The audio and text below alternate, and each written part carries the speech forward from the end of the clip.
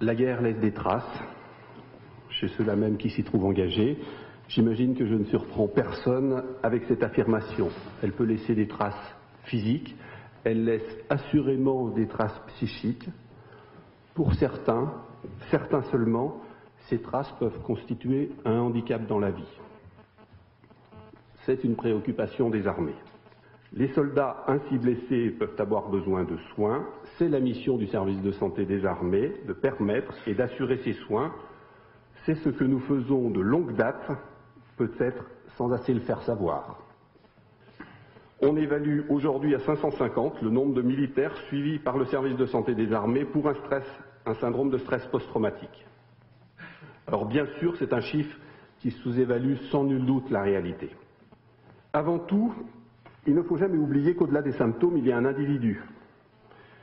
Au-delà des symptômes plus ou moins intenses, plus ou moins gênants, le traumatisme psychique, cette rencontre avec la mort, c'est pour un humain un bouleversement profond de son propre rapport à la vie.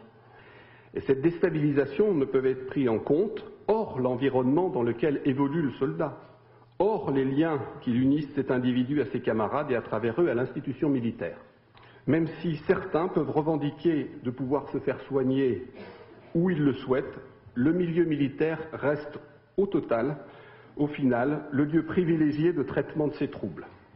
Autre caractéristique plus difficile à approcher pour qui n'a jamais soigné un soldat traumatisé, c'est la honte et la culpabilité qu'elle suscite, sentiment qui bloque nombre de soldats dans une éventuelle demande de soins.